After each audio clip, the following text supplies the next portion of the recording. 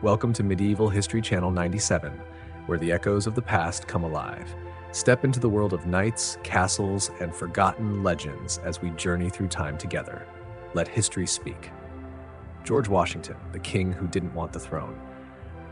There is a legend, not written in history books, yet echoing in the hearts of those who love freedom. It is the story of a man who had the chance to become emperor of a new world, but he refused. His name was George Washington. A soldier between war and ideals, George Washington was not born into luxury. He had no royal blood, no bestowed title, no crown upon his head. Yet in the mid-18th century, when the fires of the American Revolution rose from forests and farmlands, he was given a title that surpassed all others, the Father of the Nation. Washington was the commander of the Continental Army, fighting against the British Empire, the most powerful empire of its time. The years of war were marked by hunger, defeat, betrayal, and bloodshed. At times, his army was on the verge of collapse. At times, he was doubted by the American Congress. But he never dropped his sword, nor his ideals. He did not fight to be king. He fought so that one day no one would have to bow before a throne again. An offer from loyal soldiers that when the final victory came, in 1783, the British surrendered, America gained independence, and George Washington became a hero of the continent. And then, like every young republic, America stood at a crossroads: chaos or monarchy. The officers in the army who revered him absolutely whispered among themselves, "We need a king, and there is only one man worthy." A secret group wanted to crown him George First of America. They didn't need Congress, they had the army, they had the people, and they had him. All he had to do was nod. One word, and the throne would appear. The most resounding refusal in political history. George Washington heard them. Then he stood up. No shouting, no outrage, just a direct gaze and a single sentence. "If you do this, you will betray everything we have just fought to achieve." He believed in something greater than the throne, a democratic government where no one stood above the law. He knew the cost of toppling a king, so he refused to become a new one. And in an unprecedented act in modern history, George Washington, Commander-in-Chief, the victor, the national hero, voluntarily gave up power. He handed over his command sword, he bowed to Congress, and he returned to his farm like an ordinary farmer. Napoleon wouldn't do that. Hitler wouldn't do that. Stalin wouldn't do that. But Washington did, when the people begged him to return to them. A few years later, America fell into chaos. The first Constitution was weak, the states were disputing, the government lacked authority, and the young republic seemed on the verge of collapse. Once again, all eyes turned to Washington. They didn't need a king, but they needed the father to return. And he accepted, not for glory, but for responsibility. In 1789, George Washington was elected the first president of the United States, with 100% of the electoral votes. Not by the military, not by a coup, but by trust. He laid the foundation for a functioning democracy. He refused to live in luxury, rejected royal ceremonies, declined the title of Your Majesty that was proposed. He only wanted to be called Mr. President, simple but powerful. George Washington, the man who balanced the scales of power. When George Washington withdrew from politics for the second time, many believed his story had ended, but in truth, that was only the prelude to a legacy that would live on. Because he was not just the first president, he was the model, the unwritten principle by which every successor would have to measure themselves. You may have never thought of this. If Washington had chosen to be king, then America today might resemble France under Napoleon, or a dynasty like many other empires throughout history. But because he refused, America was born not as an empire, but as a promise that power is meant to serve, not to rule. A revolution in silence. The world is not short of bloody revolutions, but Washington's act was a silent revolution, where the victor chose to let go rather than to grip tighter. And that is what makes him memorable. Imagine a man who could hold absolute power but chose to return as a farmer. That is a declaration stronger than any law. It is a reminder for generations to come. Freedom does not come from a savior. It comes from those who know when to stop. In the Oval Office, the chair always holds the shadow of Washington. To this day, every US president who steps into the White House does one thing first: look at the portrait of George Washington. Not to admire, but to remind themselves of limits. He did not speak much, nor write many philosophies. But that very silence, that choice to step away, echoed louder than 1,000 speeches. Once again, he showed the world, power does not need to be flaunted. And refusing power is the greatest strength. If he lived in our time, can you imagine George Washington living in the world of social media, billion-dollar campaigns, and media manipulation? Would he still remain humble? Would he still refuse again? We cannot know. But one thing is certain. Today's world desperately needs new Washingtons, those who do not get swept away by the temptations of power, but still hold on to their original ideals. An enduring symbol, not for victory, but for stepping back. George Washington did not leave behind grand structures bearing his name. There is no Washington Palace, no Washington Empire, only a capital city named after him as a humble way to remember a man who cared little for fame. It is not towering monuments that make greatness, but the long shadow of a moral example. George Washington, the final years of a king without a crown. When George Washington left the White House in 1797, America was still fragile like a newly tilled land, not yet ready for seeds to be sown. But he believed, precisely because it was fragile, it needed trust all the more.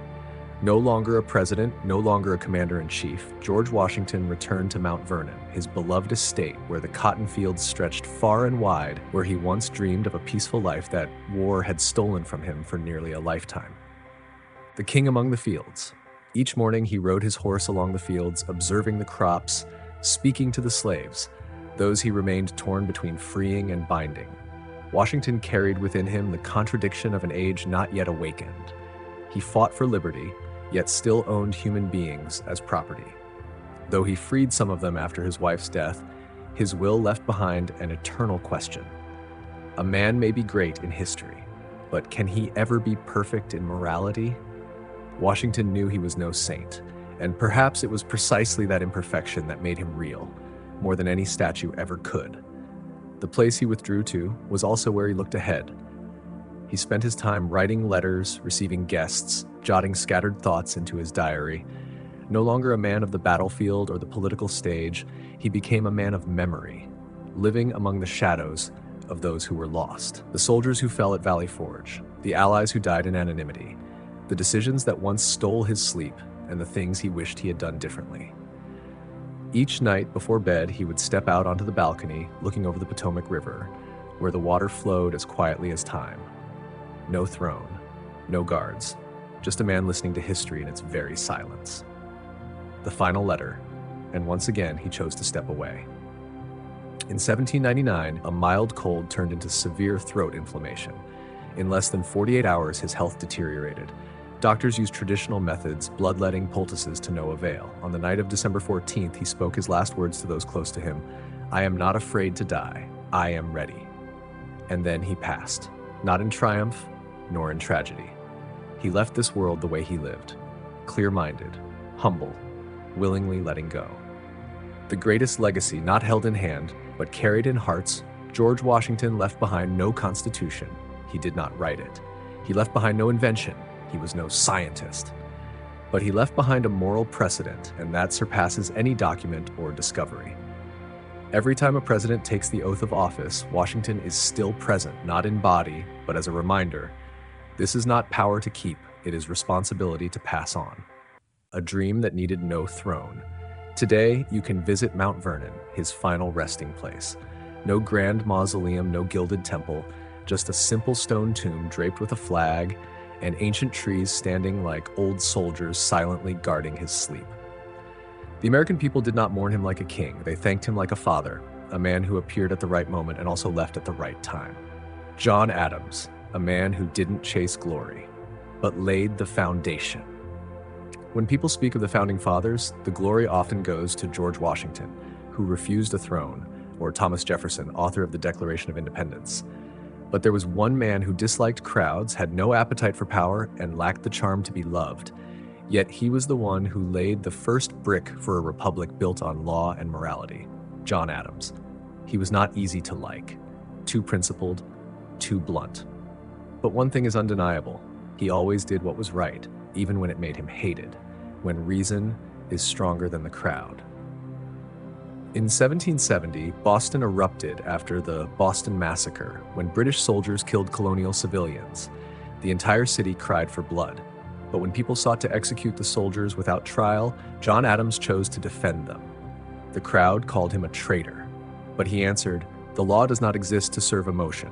It exists to protect justice, even for the most hated." In that courtroom, he did not defend evil.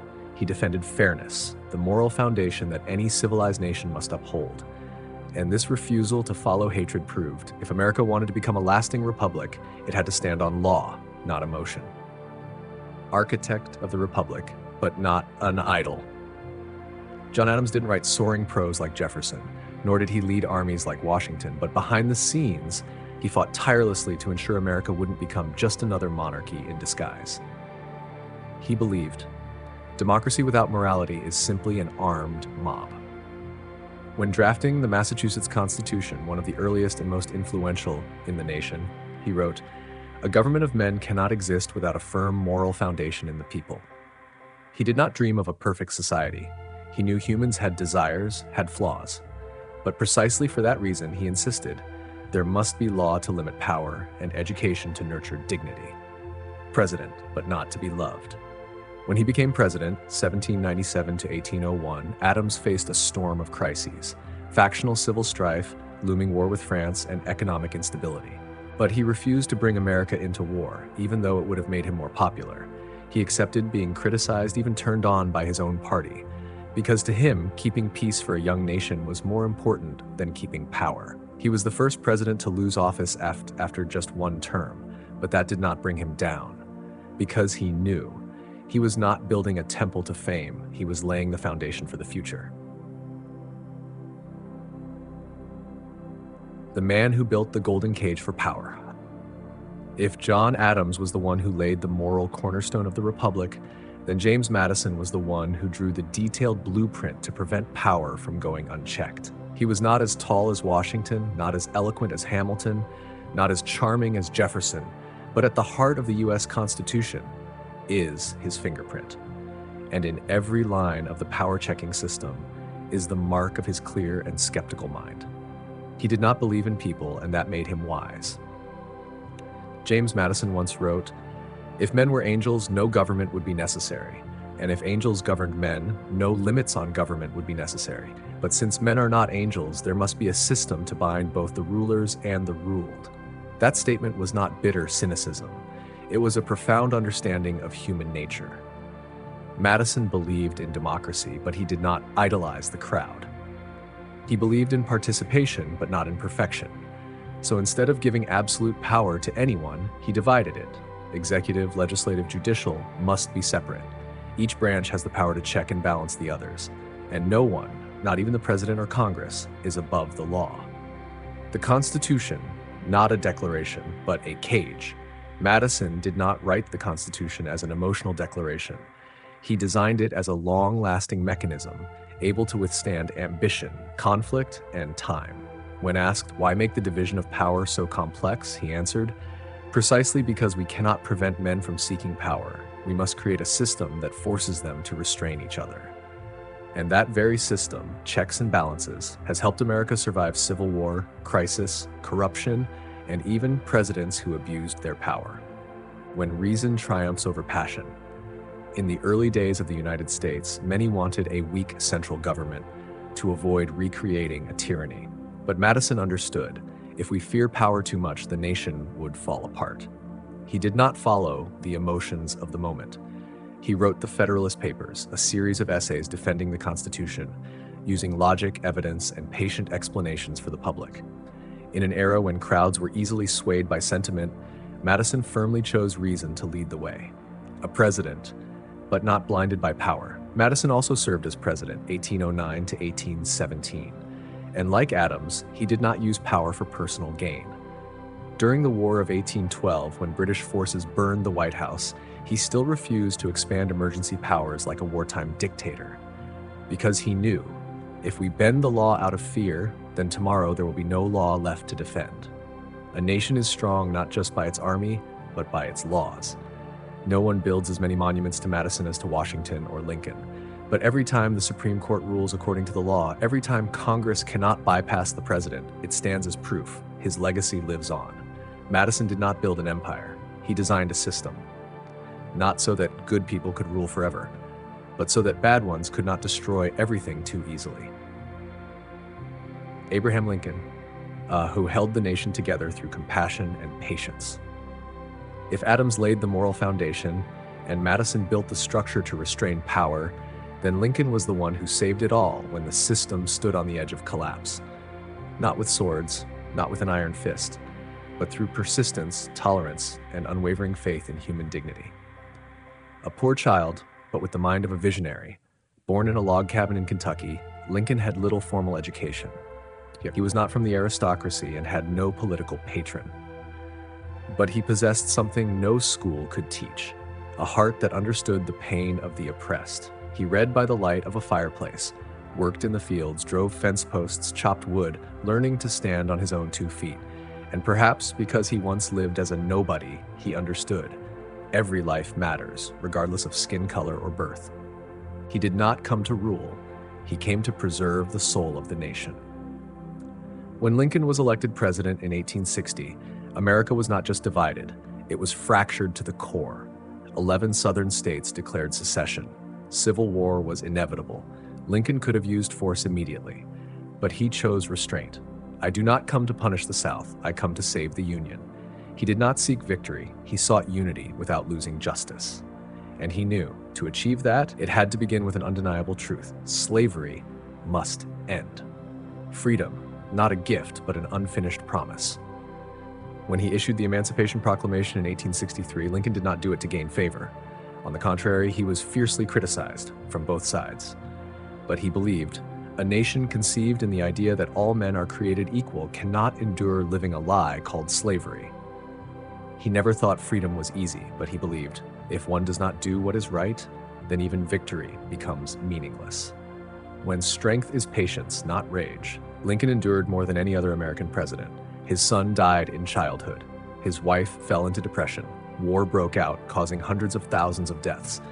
He was scorned by the press, politicians, and even his own party. But he never sought revenge, never used power for retaliation.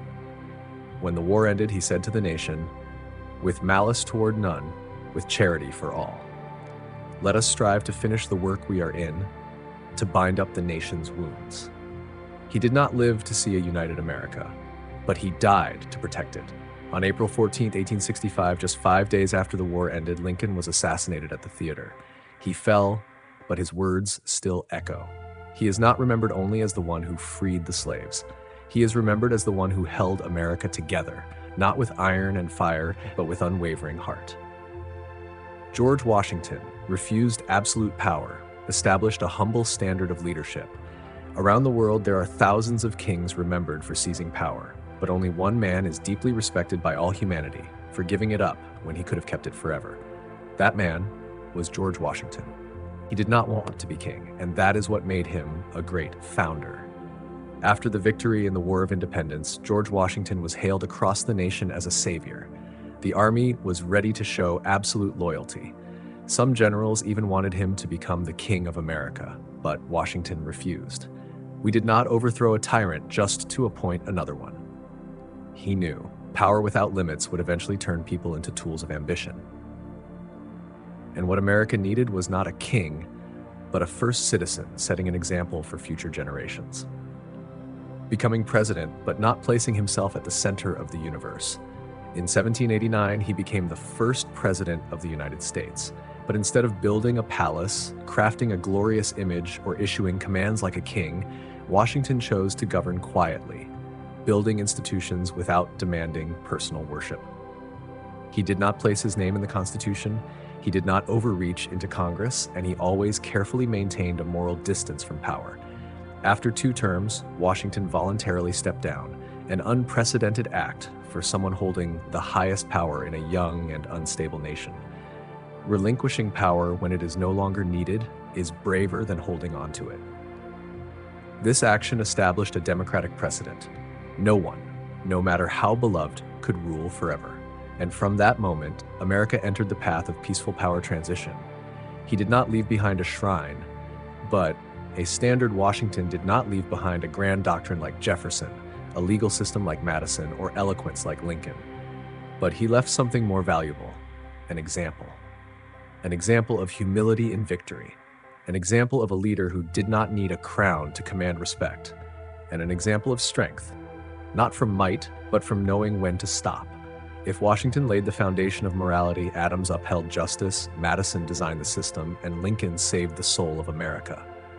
Then Thomas Jefferson was the one who painted the ideals the nation aspired to become. He was not just a leader, but a thinker, not just a ruler, but a shaper of national spirit. Not just the author of the Declaration of Independence, but the spark of a new idea, that humans are born to be free, to learn, to debate, to dream. Freedom is not a slogan. It is the essence of being human. In an age when kings believed power came from the divine, Thomas Jefferson wrote, "We hold these truths to be self-evident, that all men are created equal." That was not decorative language for a legal document. It was a commitment to the future, that this nation would not be built on fear, but on equal opportunity. The nobleman of ideals, the farmer at heart, Jefferson was born into a wealthy family, well-educated, read ancient Greek and Roman texts, and spoke multiple languages. But he did not choose to live like the aristocracy. He believed, a good government is one that is close to the people and lives for the people. He loved agriculture, lived as a gardener, and believed that independent farmers were the backbone of a sustainable republic. That is why he emphasized education, because only knowledge could turn people into citizens, not subjects.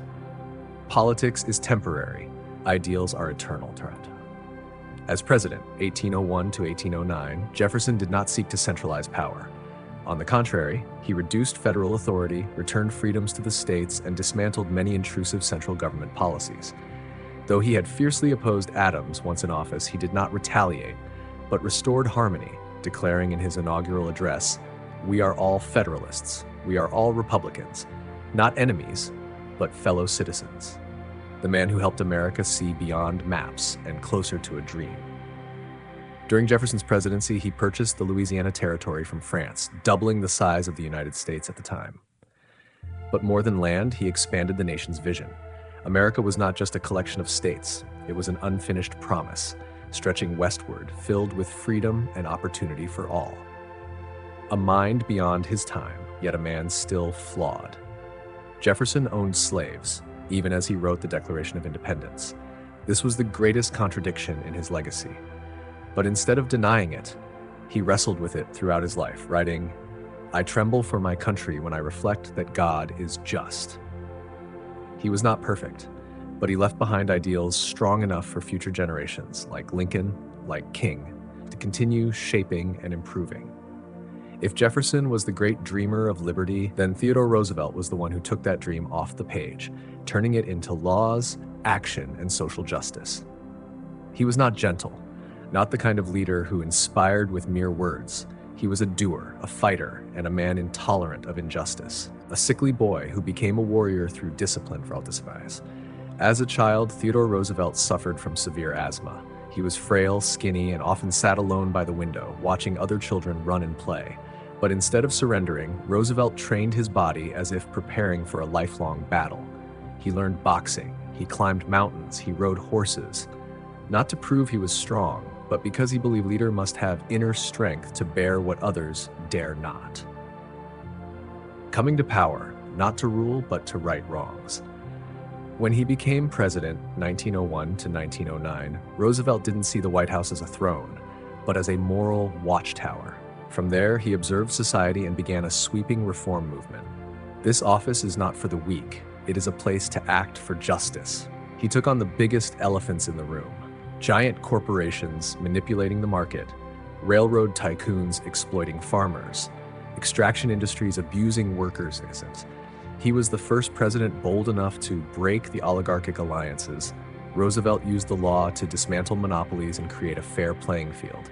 He didn't hate the rich, but he despised greed that warped society. He passed consumer protection laws, supervised food quality, and demanded transparency in finance.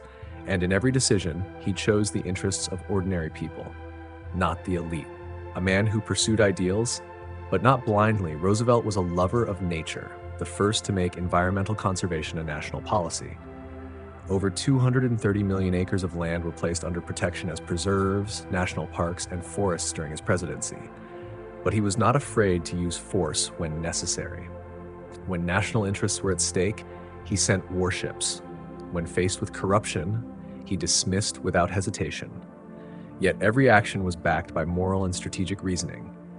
Not emotion, not theatrics, not perfection, but the strength to govern it. Roosevelt was no angel. He was temperamental, at times aggressive, sometimes overreacting, but he possessed something few others did: a clear ideal, firm moral principles, and an unshakable will. He didn't build monuments to himself. He laid foundations, built bridges, and prepared the ground for the next generation to carry on. When Thomas Jefferson wrote that all men are created equal, that was an ideal. When Madison designed a system to prevent power from expanding unchecked, that was structure. When Lincoln held the nation together during Civil War, that was morality. When Theodore Roosevelt reformed society, that was action.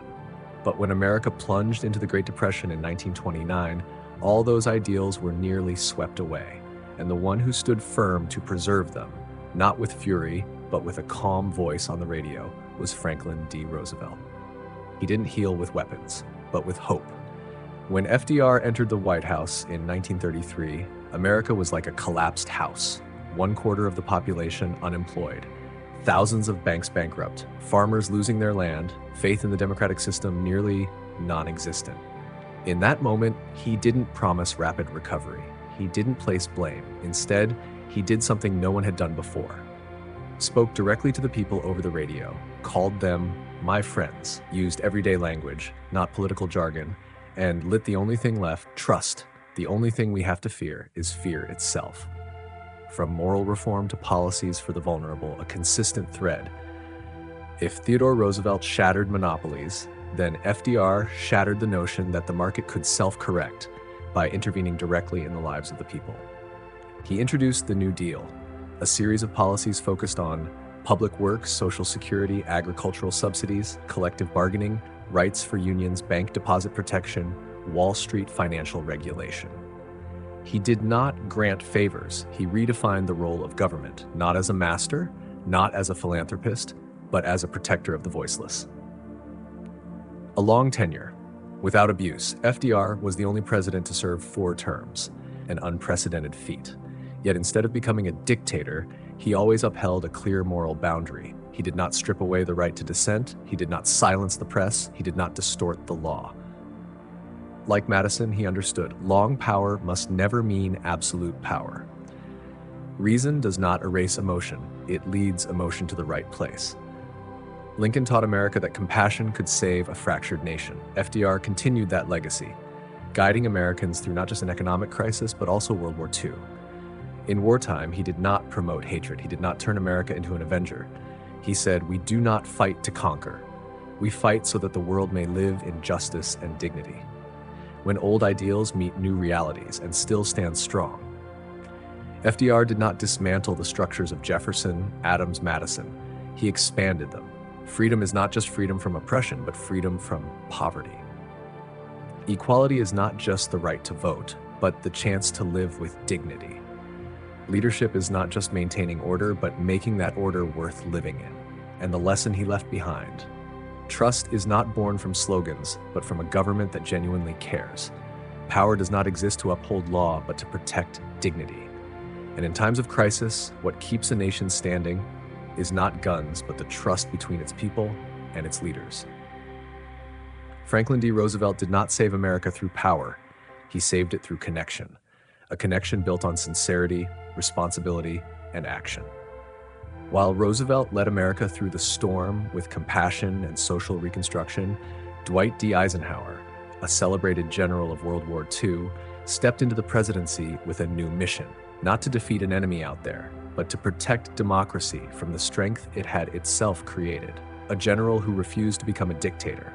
After defeating fascism, Eisenhower had everything needed to become a heroic ruler, like Napoleon, like Caesar, like so many who turned triumph into thrones. But he chose a different path. Why? He returned home, ran as a candidate, and honored the role of a citizen.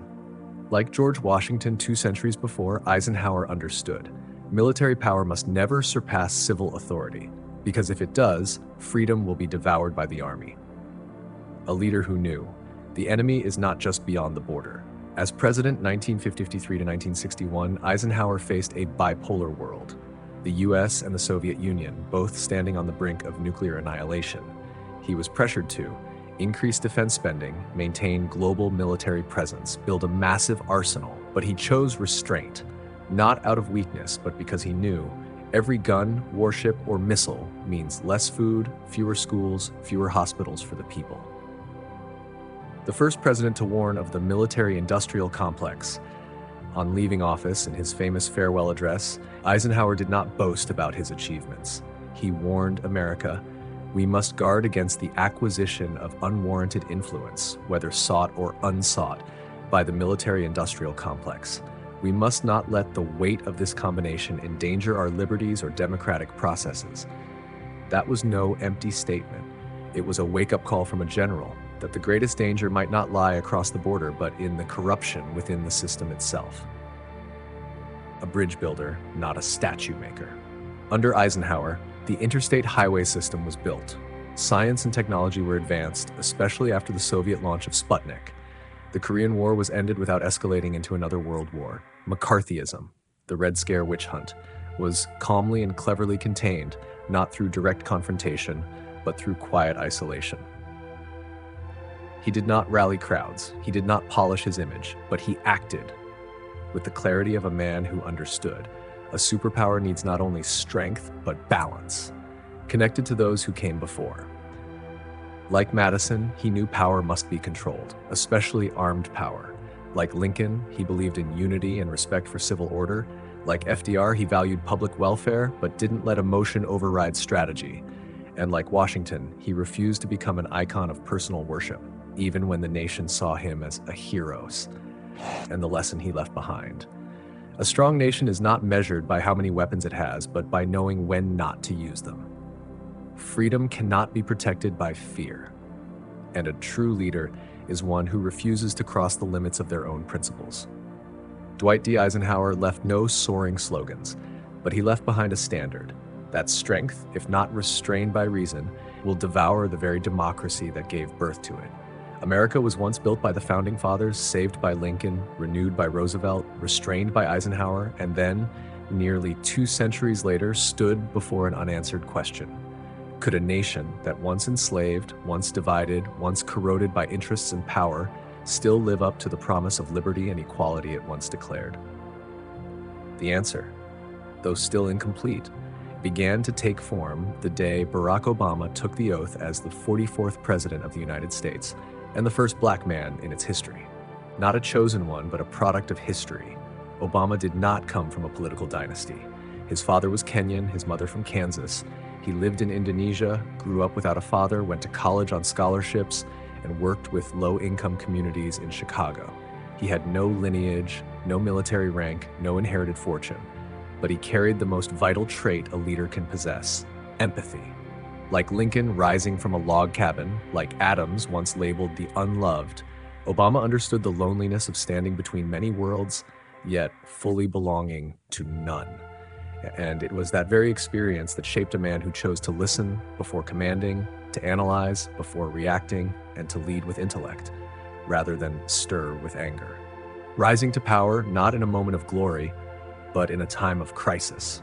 When Obama took office in 2009, he did not inherit a prosperous America. He had to take charge of a nation in the grip of the worst financial crisis since the Great Depression of 1929.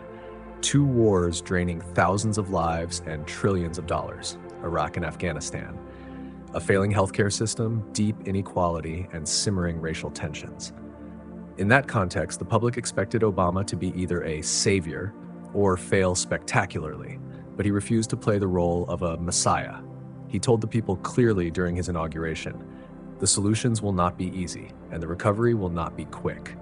But I promise we will not walk away from the truth, and we will not sacrifice our principles for pressure." The first act, restoring reason to policy, Obama did not incite panic. He held emergency meetings with financial experts, convinced Congress to pass a nearly $800 billion stimulus package to revive the economy, rescue the auto industry, and restructure the financial market. He enacted the Affordable Care Act, Obamacare, so millions could have health insurance despite fierce opposition. He accepted political losses as long as the poor didn't have to choose between death and a hospital bill. Like Roosevelt, but in a different age, FDR rebuilt America after the Great Depression with faith and action. Obama did the same. But he was no longer blessed with the age of radio, where truth could echo through a single channel. Instead, he was surrounded by fragmented social media, fake news spreading faster than reason, politicized media, a Congress so divided it became paralyzed. In that context, Obama chose reason as his final weapon.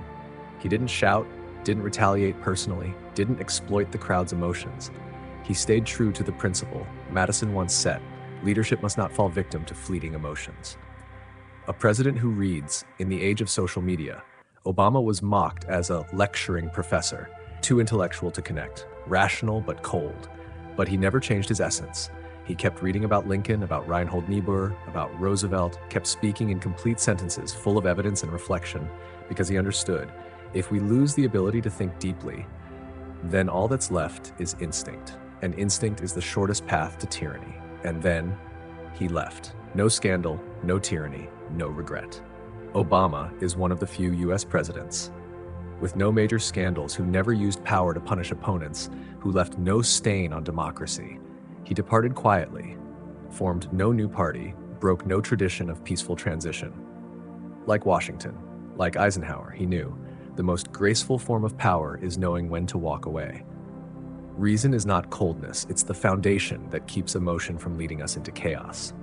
Leadership isn't about being a hero, it's about holding to principle in the middle of the storm. And history doesn't remember the loudest voice. It remembers the one who kept their dignity when everything else fell apart. Barack Obama was not just the first black president. He was living proof that reason, when guided by compassion, can soothe the madness of an era. John Adams, a conscience between two fires.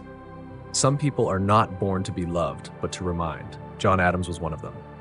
Born on a modest farm in Braintree, Massachusetts in 1735, John was not the charming heroic figure history tends to favor.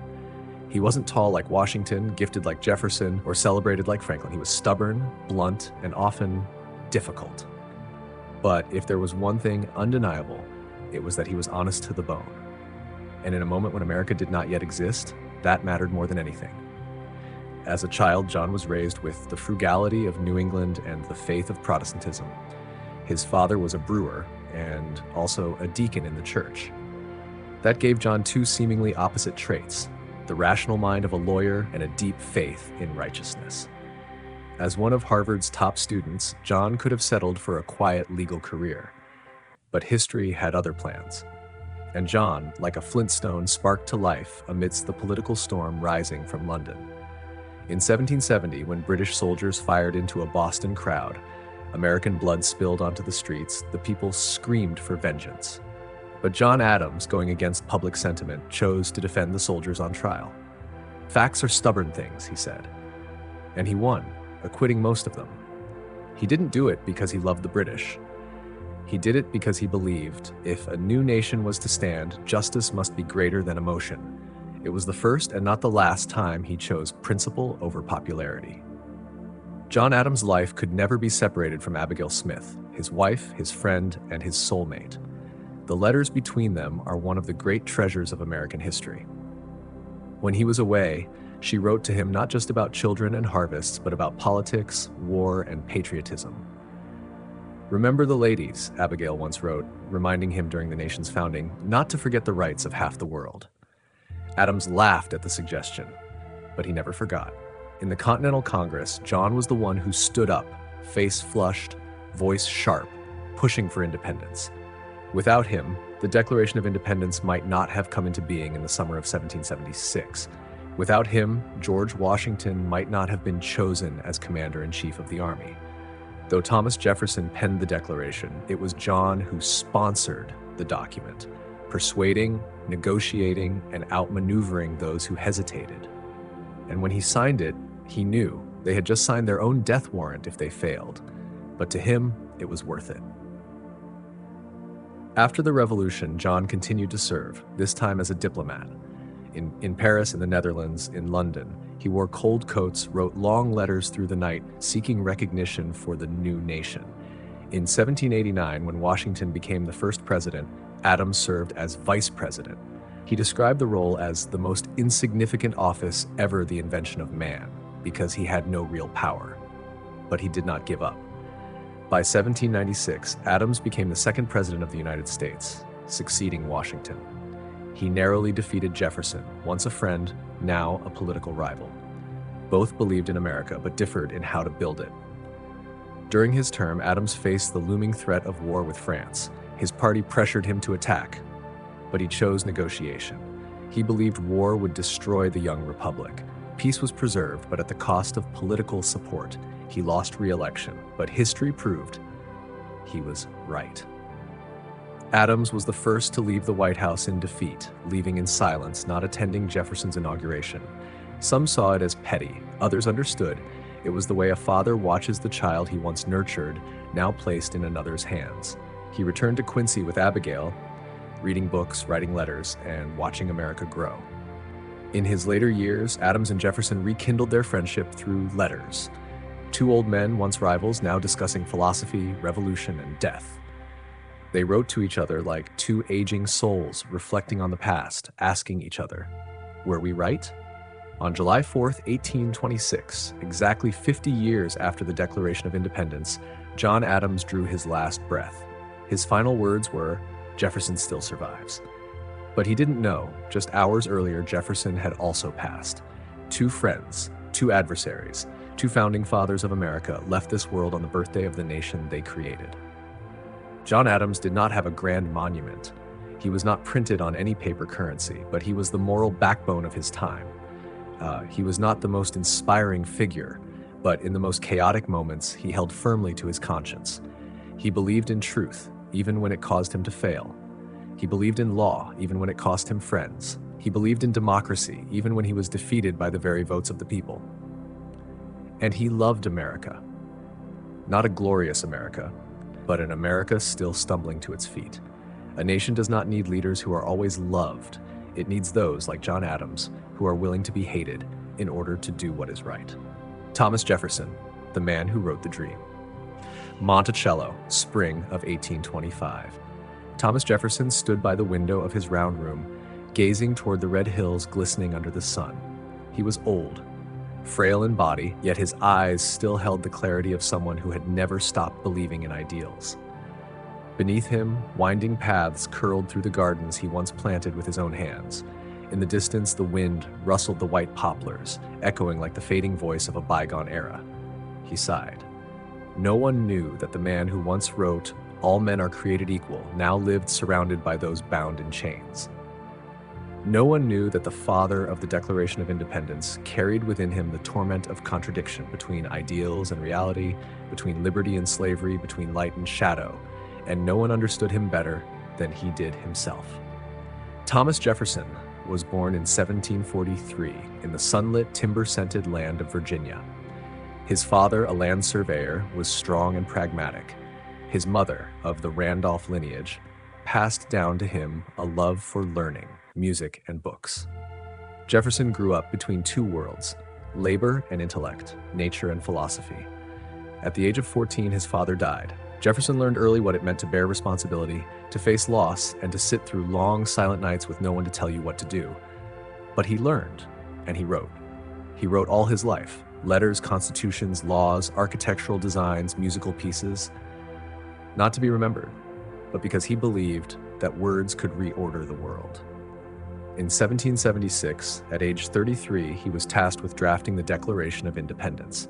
In a small room in Philadelphia, by candlelight and quill, Jefferson penned the lines that would reshape the course of human history.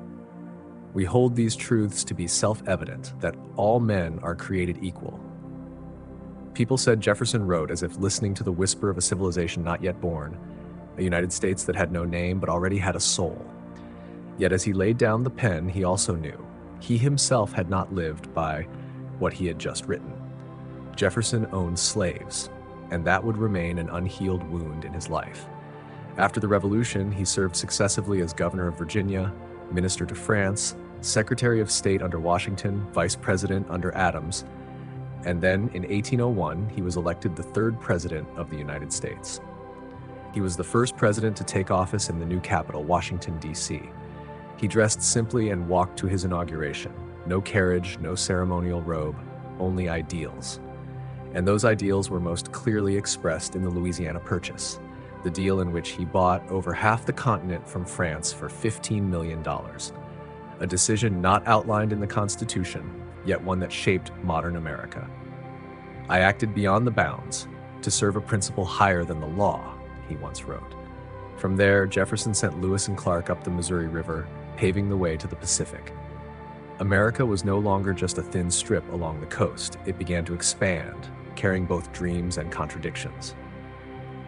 Jefferson believed in a republic of independent farmers, living close to the land, close to the sky, close to virtue. He didn't believe in cities, banks, or a strong central government. To him, power lay within the people in education and in unforced freedom. And so when he left office after 2 terms, he didn't build a monument to himself. He built a university. The University of Virginia was his final intellectual legacy, a place he believed would cultivate citizens, not just scholars. He designed each dome, each hallway, each window frame as if architecture itself were a declaration. But his life was not all books. Jefferson loved music, played the violin like an artist. He loved nature, documented every tree, every stream around Monticello. He loved beauty, yet he constantly wrestled with truth. The truth about slavery. Jefferson owned more than 600 people in his lifetime. Though he opposed slavery in theory, he never truly freed those under his control, except in a few rare cases. And then there was Sally Hemings, the black woman who lived in his estate, believed to be his lover and the mother of his children. Jefferson never publicly acknowledged it, but history cannot look away. Was that love real, or a relationship that could never be equal? That is the question history asks, and he cannot answer. Every morning, Jefferson would walk through the Monticello vineyards where he cultivated French grape varieties. He sat under the porch, rereading Plato, Newton, Bacon. He wrote letters to John Adams, the old friend turned rival turned soulmate once again. Those letters were filled with philosophy, humor, and at times, doubt. They no longer argued over who was right, but simply asked each other, have we gone too far or not far enough? On July 4th, 1826, exactly 50 years after the Declaration of Independence, Thomas Jefferson took his final breath, as if history itself chose the exact moment for his departure. And strangely, on that very day, John Adams also passed away. The 2 elder statesmen of the Republic, 2 symbols of intellect and resolve, left together like candles flickering out at the dawn of a nation they helped to create. On his gravestone, Jefferson requested that 3 things be carved, not the presidency, not military victories. Here was buried Thomas Jefferson, author of the Declaration of American Independence, of the Statute of Virginia for Religious Freedom, and father of the University of Virginia. He did not want to be remembered as a ruler. He wanted to be remembered as a man who picked up the pen to write a dream that to this day America is still striving to fulfill. James Buchanan, the president at the edge of destiny. There are those born to write heroic chapters of history, and there are others who, whether by accident or intention, become the door through which tragedy enters. James Buchanan, the 15th President of the United States, was such a name. He was not a villain, nor was he lacking in education or experience. But history, like a mirror that cannot lie, reflected his presidency as a cautionary tale of inaction and the price a nation must pay when its leader chooses to stand still in the heart of a storm. A lifetime, one misstep. James Buchanan was born in 1791 in Pennsylvania. He was the son of an Irish immigrant, raised in a strict Presbyterian environment, well-educated, graduated from Dickinson College with excellent marks, became a lawyer, diplomat, senator, and even served as U.S. Secretary of State. No one could say he lacked experience. In fact, few before him entered the White House with such an impressive resume. But it was precisely this overabundance, his deep belief in order, in law, in negotiation, that rendered him powerless when the country no longer followed conventional logic. Buchanan took office in 1857. At the time, America was bitterly divided over the issue of slavery. The southern states felt threatened by the rising strength of the anti-slavery movement. Meanwhile, the North was increasingly intolerant of the slave trade's existence. Just before Buchanan assumed office, the Supreme Court issued the Dred Scott decision, declaring that black people had no rights as citizens and that Congress could not prohibit slavery in federal territories. Buchanan supported this ruling, hoping it would settle the national discord, but he was wrong. The decision was like pouring oil on a fire. Rather than heal, it deepened the rift between North and South. In the dark of night, did he light a candle or turn away?